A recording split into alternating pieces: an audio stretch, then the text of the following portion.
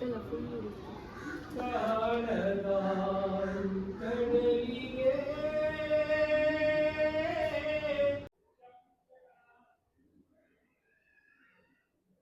Home made hair ಆಯಿಲ್ಗೆ ನಾನು ಏನೇನು ತೊಗೊಂಡಿದ್ದೀನಿ ಅಂದರೆ ಫಸ್ಟು ಆ್ಯಲೋವೆರಾ ತೊಗೊಂಡಿದ್ದೀನಿ. ನಿಮಗೆಲ್ಲ ಗೊತ್ತು ಆ್ಯಲೋವೆರಾ ಹೇಗೆ ವರ್ಕ್ ಆಗುತ್ತೆ ಅಂತ. ಇದು ಡೀಪ್ಲಿ ಮಾಯ್ಶ್ಚರೈಸ್ ಕೊಡುತ್ತೆ ಸ್ಕ್ಯಾಲ್ಪ್ಗೆ ಮತ್ತು ಡ್ಯಾಂಡ್ರಫ್ನ ಮತ್ತು ನಮ್ಮ ತಲೆಯಲ್ಲಿರೋ ಡ್ಯಾಂಡ್ರಫ್ ಆದಾಗ ಇಚ್ಚಿಂಗ್ ಬರುತ್ತಲ್ವ, ಸೊ ಅದನ್ನೆಲ್ಲ ನಮಗೆ ರೆಡ್ಯೂಸ್ ಮಾಡುತ್ತೆ. ಮತ್ತು ಪ್ರಮೋಟ್ ಹೆಲ್ತಿ ಹೇರ್ ಗ್ರೋತ್, ಅಂದರೆ ಇದು ಹೆಲ್ದಿ ಹೇರ್ನ ಗ್ರೋತ್ ಮಾಡೋಕ್ಕೆ ಬೇಗನೆ ಈಸಿಯಾಗಿ ಯೂಸ್ ಆಗುತ್ತೆ. ಆಮೇಲೆ ನಾನು ತೊಗೊಂಡಿರೋದು ಫೆನುಗ್ರೀಕ್ ಬಂದ್ಬಿಟ್ಟು ನಾನು ಒನ್ ಡೇ ನೈಟ್ ನಾನು ನೆನೆಸಿಟ್ಕೊಂಡಿದ್ದೀನಿ. ಸೊ ನೆನೆಸಿಟ್ಕೊಂಡ್ರೆ ಚೆನ್ನಾಗಿ ಬರುತ್ತೆ, ಅಂದರೆ ಇದರೊಳಗಡೆ ಇರೋದೆಲ್ಲ ಅಂಶ ನೀಟಾಗಿರುತ್ತೆ ಅಂತ ಹೇಳ್ಬಿಟ್ಟು ನೆನೆಸಿಟ್ಕೊಂಡಿದ್ದೀನಿ. ಅಂದರೆ ಓವರ್ನೈಟ್ ನೆನೆಸಿಟ್ರೆ ಸಾಕು.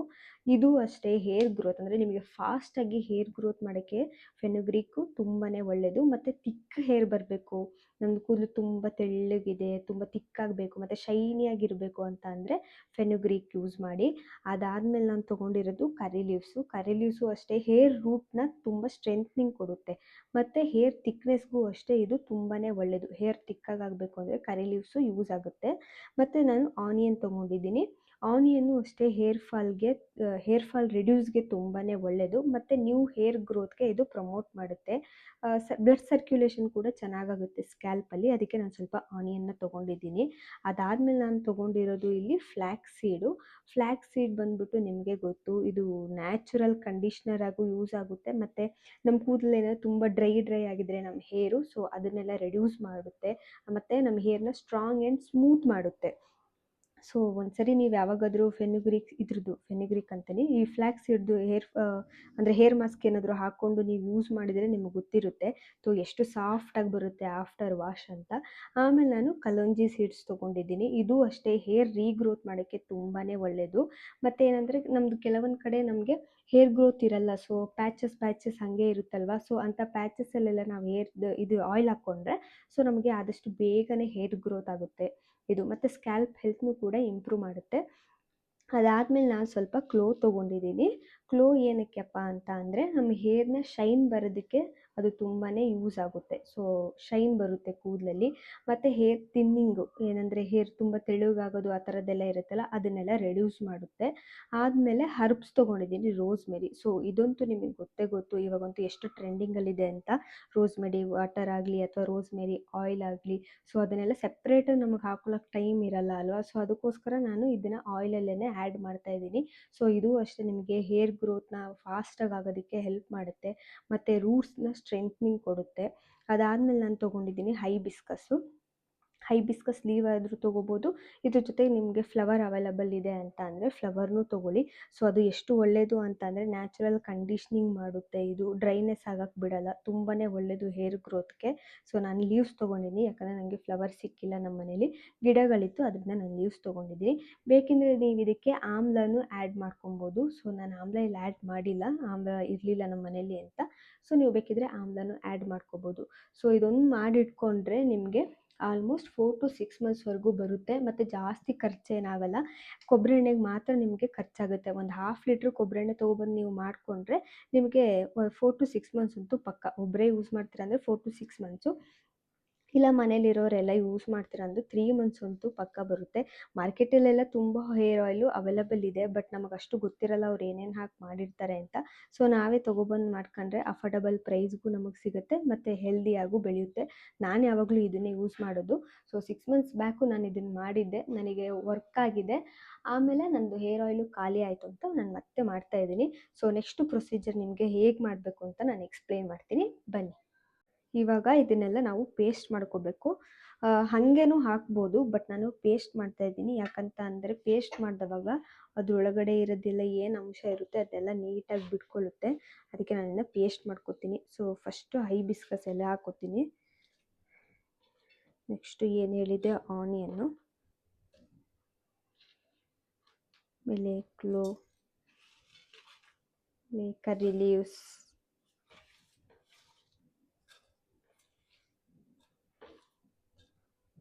ಇದಾದಮೇಲೆ ಆಲೋವೆರಾ ಏನು ತೊಗೊಂಡಿದ್ದೆ ಅದನ್ನು ಹಾಕ್ತಾಯಿದ್ದೀನಿ. ಆಲೋವೆರಾ ನಾನು ಸಿಪ್ಪೆನ ತೆಗೆದಿದ್ದೀನಿ, ರಿಮೂವ್ ಮಾಡಿದ್ದೀನಿ. ನೆಕ್ಸ್ಟು ಫ್ಲ್ಯಾಕ್ಸ್ ಸೀಡ್, ಸೊ ನಾನು ಹಾಫ್ ಲೀಟ್ರಿಗೆ ಎಷ್ಟು ಬೇಕೋ ಅಷ್ಟಷ್ಟೇ ತೊಗೊಂಡಿದ್ದೀನಿ. ಸೊ ಸ್ವಲ್ಪನೇ ತೊಗೊಂಡಿದ್ದೀನಿ. ಜಾಸ್ತಿ ಹಾಕಿದ್ರೆ ಆಮೇಲೆ ಇದೇ ಪೇಸ್ಟ್ ಆಗಿಬಿಡುತ್ತೆ, ಎಣ್ಣೆನೇ ಜಾಸ್ತಿ, ಇನ್ನು ಎಣ್ಣೆ ಆವಾಗ ಜಾಸ್ತಿ ಹಾಕಬೇಕು. ನಾನು ಹಾಫ್ ಲೀಟ್ರಿಗೆ ಎಷ್ಟು ಬೇಕೋ ಅಷ್ಟಕ್ಕೆ ತೊಗೊಂಡಿದ್ದೀನಿ.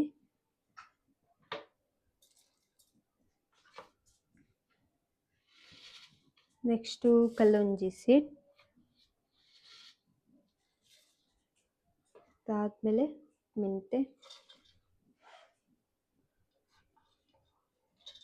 ಸೊ ಮೆಂತೆ ಫಸ್ಟ್ ಯಾವುದಪ್ಪ ಹೇರ್ ಗ್ರೋತ್ಗೆ ಫಸ್ಟ್ ರ್ಯಾಂಕಲ್ಲಿರೋದು ಅಂದರೆ ಆಲ್ಮೋಸ್ಟ್ ಈ ಮೆಂತೆನೇ, ಯಾಕಂದರೆ ಬೇಗನೆ ರೀಗ್ರೋತ್ ಮಾಡುತ್ತೆ. ಸೊ ಇದನ್ನು ಲೀವ್ಸ್ನ ಈ ಥರ ಬಿಡಿಸಾಕೋಬೇಕು. ಆಮೇಲೆ ಕಡ್ಡಿ ಬೇಕಿದ್ರೆ ಕುದಿಯುವಾಗ ಹಾಕೊಳ್ಳಿ ಬೇಕಂದರೆ, ಇಲ್ಲ ಅಂದರೆ ಇದೇ ಸಾಕು.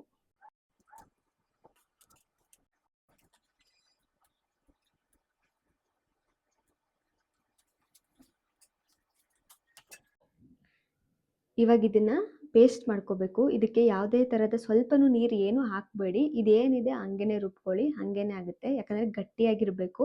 ಎಣ್ಣೆಗೆ ನೀರು ಆ್ಯಡ್ ಮಾಡಿದ್ರೆ ಆಮೇಲೆ ಎಣ್ಣೆ ತುಂಬ ದಿನ ಇಡೋದಕ್ಕಾಗಲ್ಲ. ಸೊ ಅದಕ್ಕೋಸ್ಕರ ನೀರು ಆ್ಯಡ್ ಮಾಡಬೇಡಿ, ಹಾಗೇ ಗಟ್ಟಿಯಾಗಿ ಪೇಸ್ಟ್ ಮಾಡ್ಕೊಳ್ಳಿ. ನೋಡಿ ಇವಾಗ ನಾನು ಇದನ್ನು ಗಟ್ಟಿಯಾಗಿ ರುಬ್ಕೊಂಡಿದ್ದೀನಿ.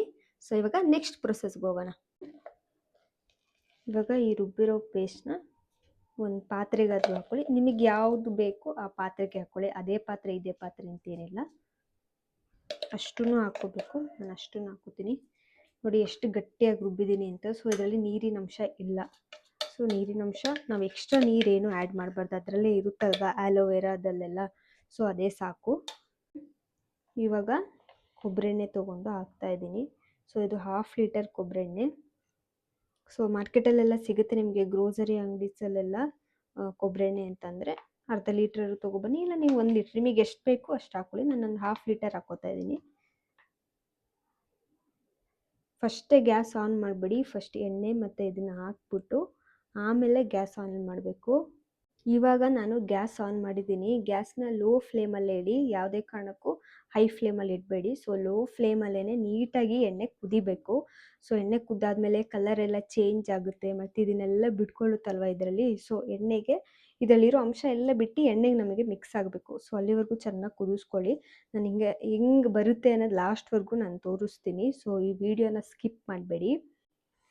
ಇವಾಗ ಸ್ವಲ್ಪ ಈ ಥರ ಮಿಕ್ಸ್ ಮಾಡ್ತೀನಿ.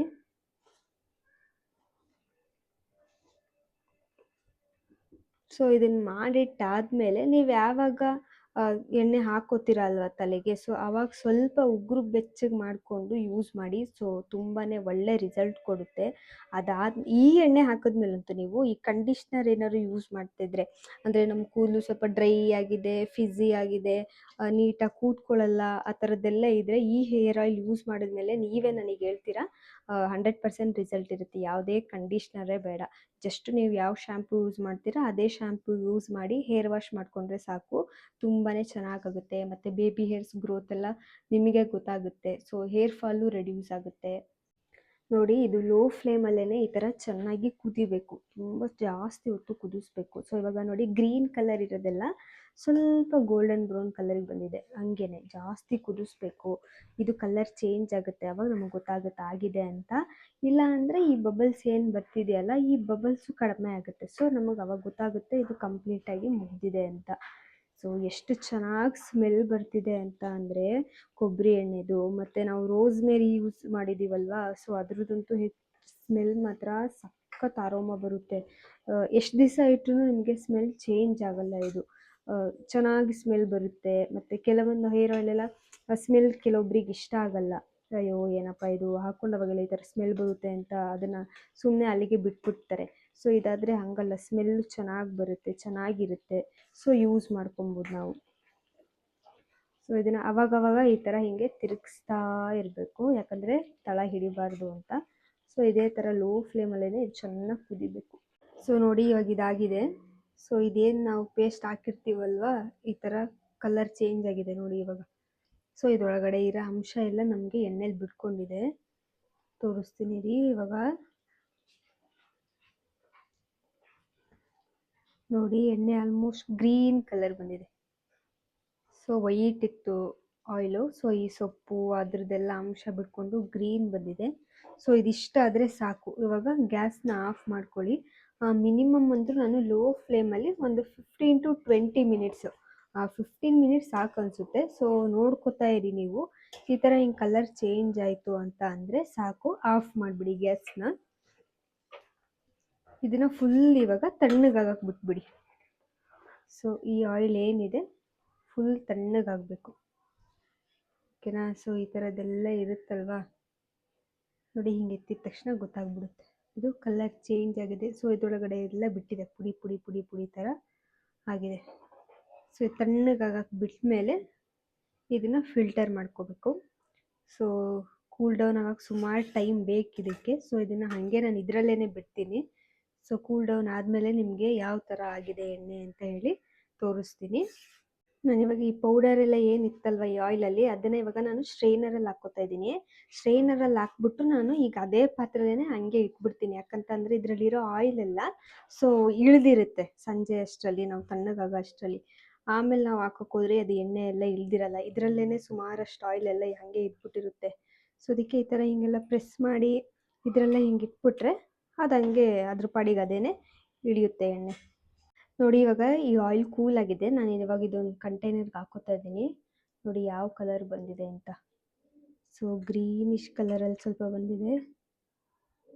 ಸೊ ಇದನ್ನು ಈ ಥರ ಡಂಪ್ ಮಾಡಿ ಇಟ್ಕೊಳ್ಳಿ. ಸೊ ಟೈಟಾಗಿ ಇದನ್ನು ಕ್ಯಾಪ್ ಹಾಕಿ ಇಟ್ಬಿಟ್ರೆ ಸುಮಾರು ದಿನ ನೀವು ಇಡ್ಬೋದು, ಆರಾಮಾಗಿ ಯೂಸ್ ಮಾಡ್ಕೋಬೋದು. ಸೊ ಒಳ್ಳೆ ರಿಸಲ್ಟ್ ನಿಮಗೆ. ನೀವು ಇದನ್ನು ಮನೆಯಲ್ಲೇ ಮಾಡಿ ಟ್ರೈ ಮಾಡಿ ನೋಡಿ ರಿಸಲ್ಟ್ ಹೇಗಿದೆ ಅಂತ ಹೇಳಿ ನನಗೆ ಕಮೆಂಟ್ ಮಾಡೋದನ್ನು ಮರಿಬೇಡಿ. ಸೊ ಇನ್ನೂ ಹೆಚ್ಚಿನ ಹೆಲ್ತ್ ಬಗ್ಗೆ ಆಗಲಿ ಅಥವಾ ನಿಮ್ಗೆ ಏನಾದರೂ ಡೌಟ್ ಇದ್ದರೆ ನನಗೆ ಕಮೆಂಟ್ ಬಾಕ್ಸಲ್ಲಿ ಕಮೆಂಟ್ ಹಾಕಿ ನಾನು ನಿಮಗೆ ರಿಪ್ಲೈ ಮಾಡ್ತೀನಿ. ಏನಾದರೂ ಕ್ವಾಂಟಿಟಿ ಗೊತ್ತಾಗಿಲ್ಲ ಅಂತ ಅಂದರೆ, ಇಲ್ಲ ನಿಮ್ಗೆ ಏನಾದರೂ ಇದರಲ್ಲಿ ಮಾಡೋ ಪ್ರೊಸೀಜರಲ್ಲಿ ಏನಾದರೂ ಡೌಟ್ ಇದ್ದರೆ ಸೊ ನನಗೆ ಕಮೆಂಟ್ ಮಾಡಿ. ಸೊ ನಾನು ನಿಮಗೆ ರಿಪ್ಲೈ ಮಾಡ್ತೀನಿ. ಸೊ ಲೈಕ್ ಆ್ಯಂಡ್ ಶೇರ್ ಮಾಡಿ ಮತ್ತು ನನ್ನ ಯೂಟ್ಯೂಬ್ ಚಾನಲ್ನ ಸಬ್ಸ್ಕ್ರೈಬ್ ಮಾಡೋದು ಮರಿಬೇಡಿ. ಈ ಥರ ಹೆಲ್ದಿ ಕಾನ್ಸೆಪ್ಟ್ ಆಗಲಿ, ಹೇರ್ ಆಯಿಲು, ಸ್ಕಿನ್ನು ಈ ಥರದ್ದು ಇನ್ನೂ ಅಪ್ಡೇಟ್ ಕೊಡ್ತಾ ಇರ್ತೀನಿ. ಸೊ ಸಬ್ಸ್ಕ್ರೈಬ್ ಮಾಡಿ.